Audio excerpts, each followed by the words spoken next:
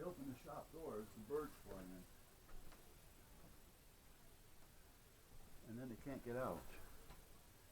And I can't put screen doors up because the boys run right through them.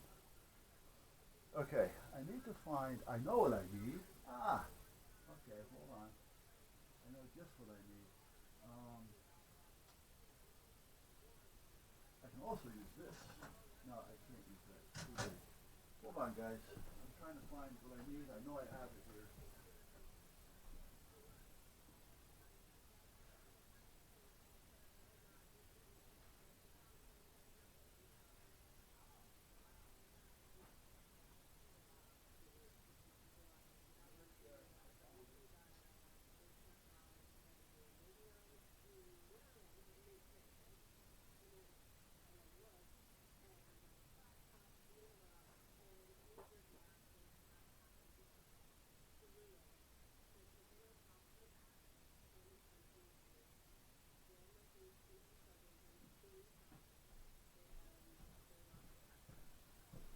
Alright, this is actually a little too thin, but it'll make the point. And that's all I'm looking to do with this here point, is to make a point. And I don't want to sit here and go nuts, trying to get all this perfect. I just want to get it to the point so we understand where I'm going with it.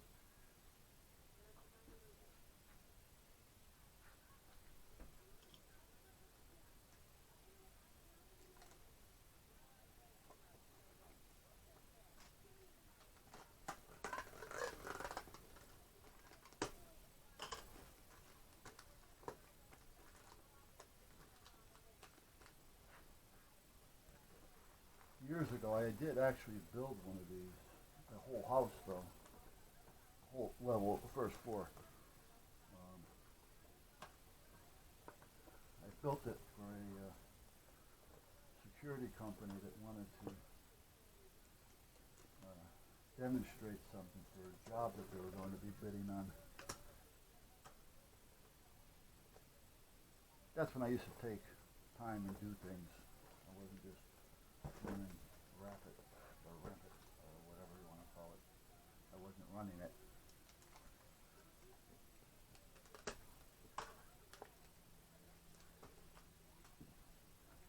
Okay, now I need to do one more thing. I need to put a hole through that and through that. Well, maybe not. Maybe I can just put a slice right there.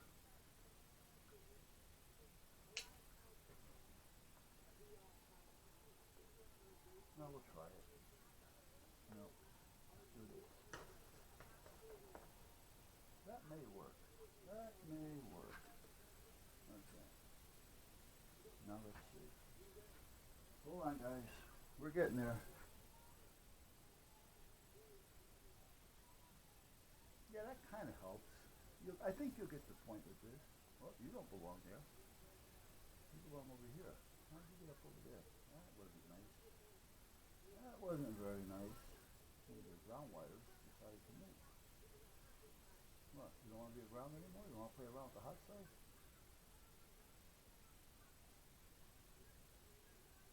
1, 2, 3. Okay, you're all on. Alright, that may work. That may work. Okay, I may have to turn some power down here. Hold on. We'll put something here. There we go. This may work.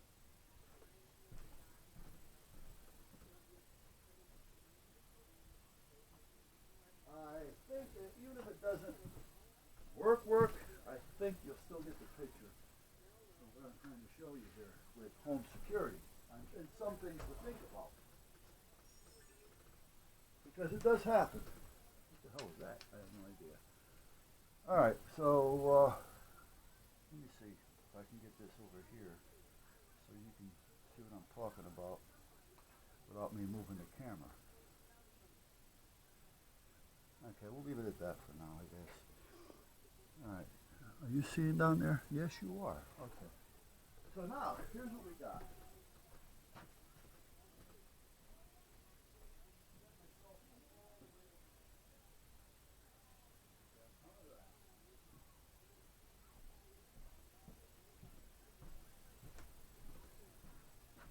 Now, on a larger scale, this would be a lot easier to kind of tell you and show you what I'm trying to accomplish here, but we'll work with it like this. Let me get a pair of forceps. And let me get, let me see here. What can we use?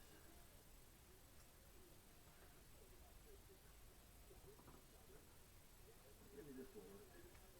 There we go. Okay, this should do it.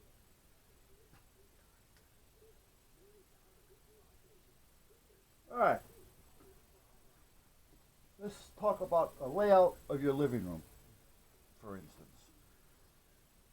Most of the houses that I've been in, the couch is usually near the back wall or over here on the side wall.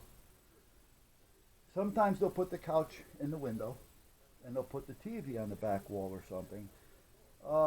They all have their own ways of doing it, but most of the time the couch is on the back or a side wall, one of the largest walls, and the TV is either diagonal in a corner or across from the couch somehow to make it easy viewing. The front window becomes, this is the front window now. There would normally be a door here to come into the house. So the front window is another story, whatever you have in front of it. Sometimes you put the TV in front of it, and then, you know, the glare of the TV, whatever the case may be. The layout isn't real important. I'm just going by what I've seen in most of the houses that I've been in. Most of the time, they have back here on the back wall, they have a sofa, a couch, a couple of chairs or whatever on the largest wall. Then they highlight the other walls with other sitting chairs of sort. TV is usually seated, you know, or placed in a convenience of, you know, location where it's easy to view. And a lot of times on either side of the couch or in the corner, they have a lamp or a light that's on. Well, here's where it starts to get, I'm in the ceiling right now, for instance, but that would not normally be the case. These lights I would normally have in the back as if they were sitting next to a couch. Now, what happens at night? It's dark outside. You're sitting in your living room. Your shades are open. Now, you're sitting down, so if anybody's walking, more than likely they're not going to be able to see you sitting in there, even though they're looking into your living room. That apparently a lot of people don't care. Personally, our shades get closed at a certain time. Once it gets dark, the house gets closed up. So now you get up and you start walking around. Well, you can see the shadow down there. Well, this would normally be a shadow because it would be a curtain that may be drawn. So now what are you doing? You're casting a shadow because the light is behind you back there. So we're casting a shadow. So as we're walking around the living room, because the light is behind us, even though we got the curtains closed, if they're not light darkening or, you know, where they darken everything from the outside in, right, everybody can see where you're walking around in your living room. And if a light goes on in the kitchen, they're going to see that. They may even be able to see, well, if the curtains are open, they're going to see what's actually in the kitchen. If not, they're at least going to see a light in another room that's opening, and they'll be able to tell when you walk into that room or by that room or by the door. So you're giving away your location all the time, just by the placement of your lights. Now again, you may be living out in the woods where you really don't care.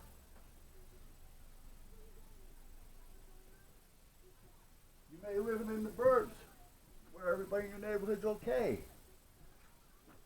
Personally, I like to keep what I do in my house private. I don't want somebody to know if I'm walking in my living room or if I'm not walking in my living room. Well, by the setup of your lighting in your home, and depending on the curtains that you have hanging in your windows, will determine if people are going to be able to tell where you are or where you're not. Now, you may feel that, well, you're not worried about it. You're not worried about it, which is okay, because you're not a target to anybody, because you're not an enemy to anybody, which is fine, you know. However, I was talking about it the other day. You don't know what people know about you. Because we tend to forget and put our guard down, so we don't always think about it. And it's a shame that we have to start thinking that way. And I remember our doors were never locked. Sometimes they weren't even closed. And there was nothing wrong with that. You know, you walk out on your front porch, you leave the door open, and you go next door to have coffee. You know, you never had a problem. You never had to worry about it. But times have changed, so you have to think about security at all times. Now, you may not know.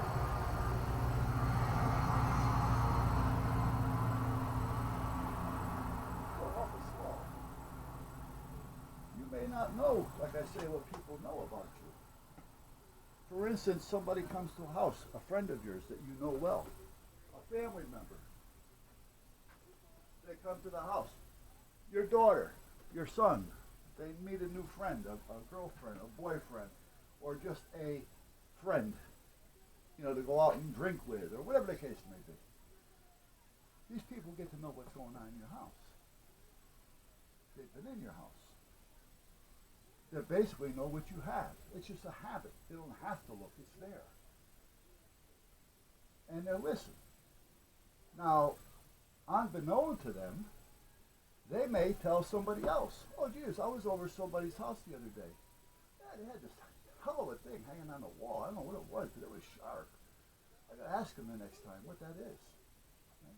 Well, now, they just told somebody else. So we have no idea where that's going. Now it's going to get to somebody, possibly. Again, this is all blown out of proportion here, but again, this is how it works. Next thing you know, it gets to somebody that says, I'm curious about this piece. Next thing you know, they're watching your house. They're learning your habits. Some just don't care because they're on drugs and they want drug money. They don't care if you're home or not. But some of them are going to pay attention depending on what they hear or don't hear. And it puts you at jeopardy. So now you become a target over that piece that you had hanging on the wall that somebody didn't feel that was any harm in saying that you had it hanging on the wall. I mean, this is a far-fetched example, but it's just a point that I'm trying to make, that people don't realize what people know about them through word of mouth, without any harm being meant when it was said. But it's the ears that are picking it up that you have to worry about. And that's what happens.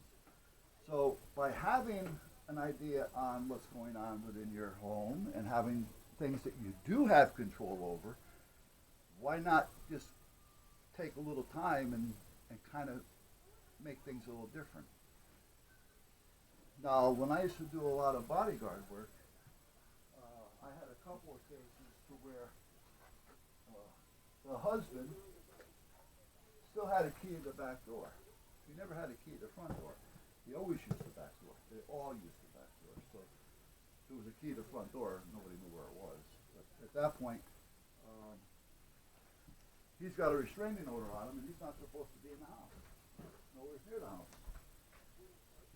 Well, he kept saying that he has things in the house that he's going to take, regardless of the restraining order. They told him if he gets caught in the house or near the house, he's going to jail. Well, a lot can happen between then and the cops getting there. And the cops are not going to just sit there and follow this guy around all his life. Nor should the wife have to hire somebody to protect her for her holly over his asshole. Hey boys, hey mommy.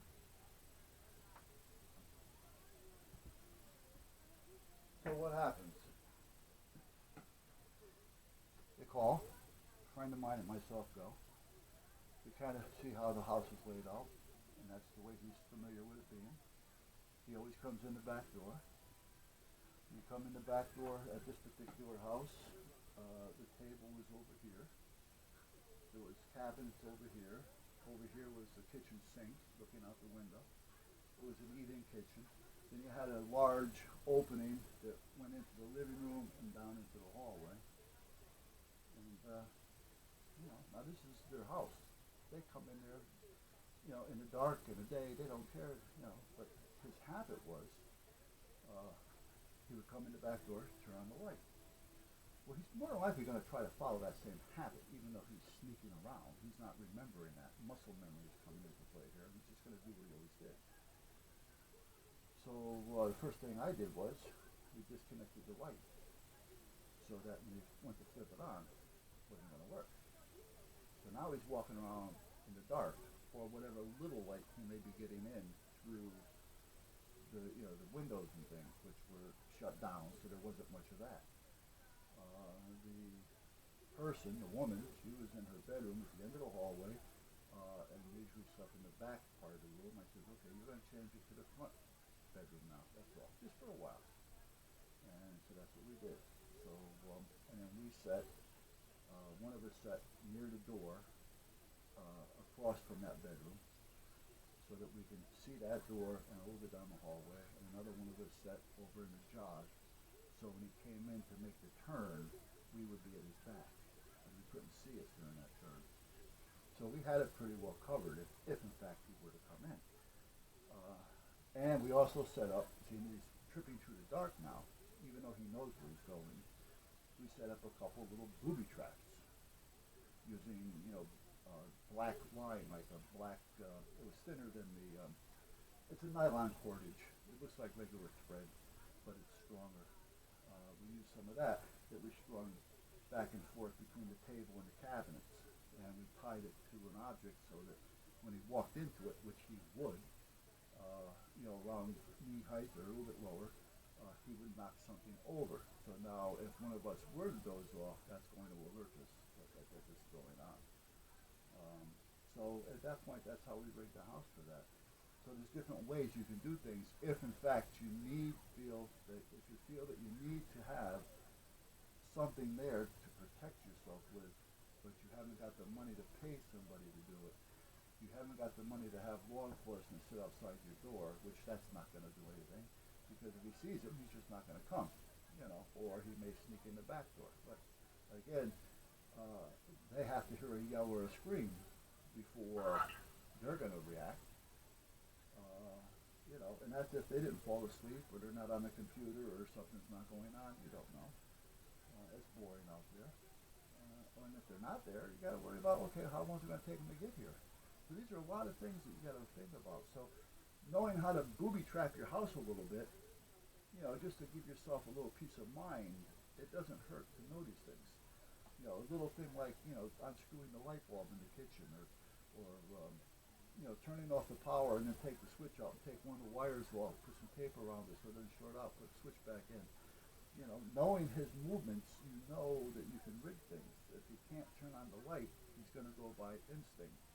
And if there's things that are blocking him, you don't want to put something that's going to block somebody that's going to be visible. So you want to be able to use things that are small, that are closer to the floor, but things that he's not going to just, walk over with natural stride, So you want it a little bit above, the floor, a little below the knee. So there's little things like that you can do to actually, help put your mind at ease. Even if you live alone and, you just want to do things. I mean, you make it part of your night ritual. You don't have to live in fear, And I always recommend have a fire on before there's to it.